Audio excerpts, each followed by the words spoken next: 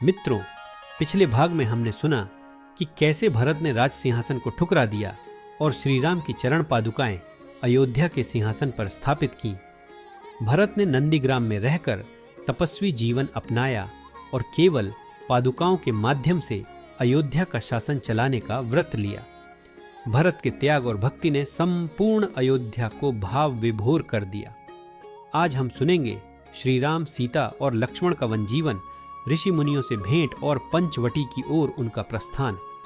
राम, सीता और लक्ष्मण गंगा और यमुना के तटों से होते हुए घने वनों की ओर बढ़े। उनके कदम जैसे जैसे अयोध्या से दूर जाते, वैसे वैसे लोक कल्याण का संकल्प और दृढ़ होता जाता। वन का दृश्य अत्यंत मोहक था।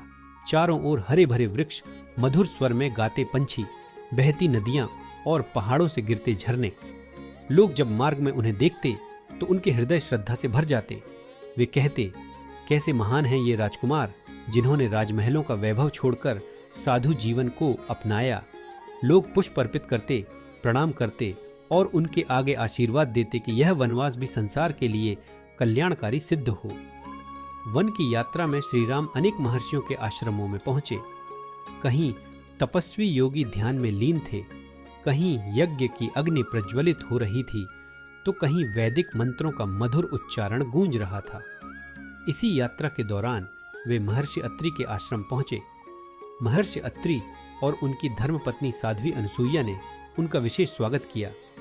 अनसुईया जी ने माता सीता को अपने पास बुलाकर कहा, बेटी, स्त्री का सबसे बड़ा आभूषण आभरणों में नहीं बल्कि उसके पतिव्रत में है।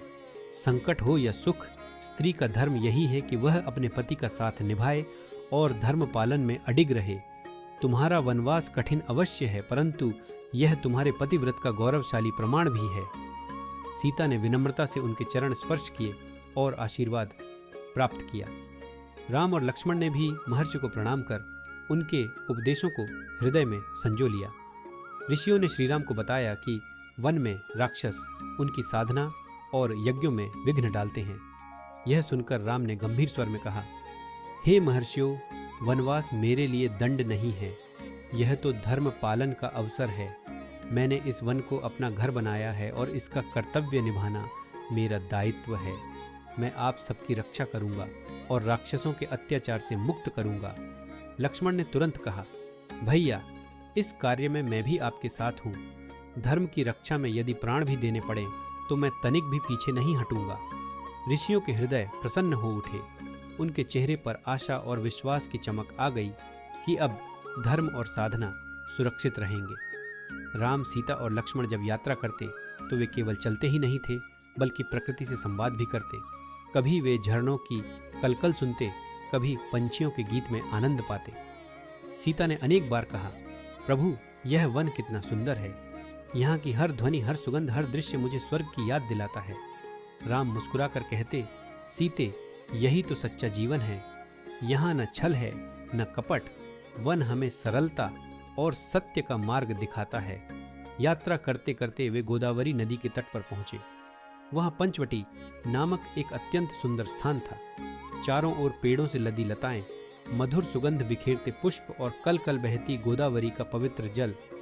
वातावरण इतना शांत था कि मानो स्वयं देवता भी वहां ध्यान करने उतर आए हों। राम ने प्रसन्न होकर कहा, यहीं हम अपना निवास बनाएंगे। यह स्थान धर्म और साधना के लिए सर्वश्रेष्ठ है। लक्ष्मण ने तुरंत लकड़ी और पत्तों से एक सुंदर कुटिया बनाई। कुटिया साधारण थी, परंतु उसमें प्रेम, त्याग और भक्ति का सौंदर्य समाया हुआ था।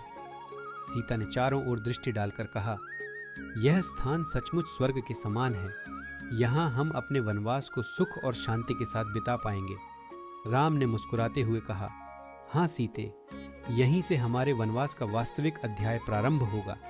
यहाँ आने वाले समय में हमें अनेक परीक्षाओं का सामना करना पड़ेगा, परंतु धर्म की रक्षा ही हमारा मार्गदर्शन करेगी। मित्रों, इस प्रसंग से हमें यह शिक्षा मिलती है कि जीवन में कितनी भी कठिनाइयाँ क्यों न आए, धर्म और कर्तव्य का मार्ग कभी नहीं छोड़ना चाहिए।